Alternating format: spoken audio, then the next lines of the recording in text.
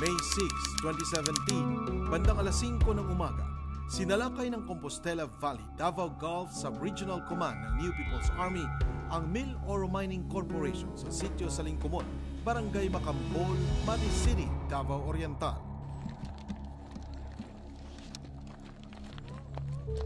Nasaksihan ni Engineer Augusto Jordan Jr., ang resident mine manager ng Mill Oro Mining Corporation, ang buong pangyayari.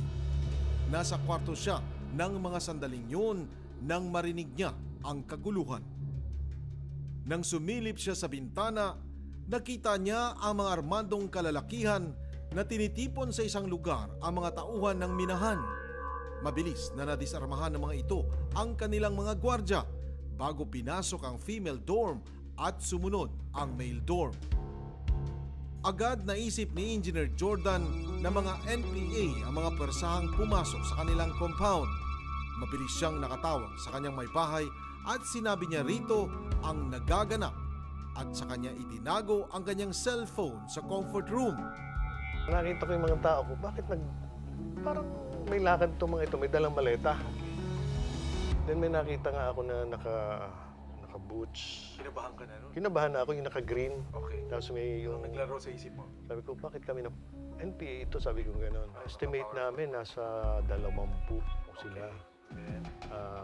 Mga high-powered talaga ang dala nila. Okay. Mayroon silang dalang R4, Armalite. Whereas yung security guard namin, 38 shotgun. Narinig niya ang pasigaw na tanong sa labas kung naroroon ang may-ari ng minahan. At bilang pinakamataas na opisyal ng minahan, kinutuban siya lalong-lalo na ng halugugin ng mga rebelde ang iba't ibang bahagi ng kanilang compound. Hindi nga nagtagal at may pumasok na sa kanyang kwarto at tinanong siya kung siya ang may-ari ng minahan. Sa kalmanteng tono, sumagot siya na trabahante lang siya doon at pinalabas siya ng mga ito at isinama sa iba pang empleyadong bihag. Hindi ko iniisip na papatayin ako eh. Kasi ang nasa isip ko naman, yung mga previous na nakikita ko na ginagawa ng NPA, hostage lang nila. May sinabi ba sila sa'yo? Wala naman. Yun lang ang sinabi nila sa akin kung ako yung manager, kung ako yung may-ari ng kumpanya. Bakit ba nila ginawa yun?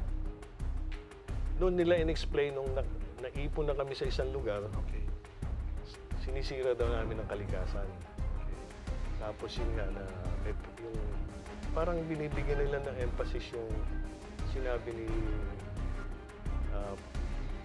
dating Secretary Gina Lopez. Nang matiyak na wala ng empleyadong nagtatago, sinilaban ng mga rebelde ang mga kagamitan ng minahan, kabilang ang 5 backhoe, 4 na grader at mga service vehicle ng mga empleyado.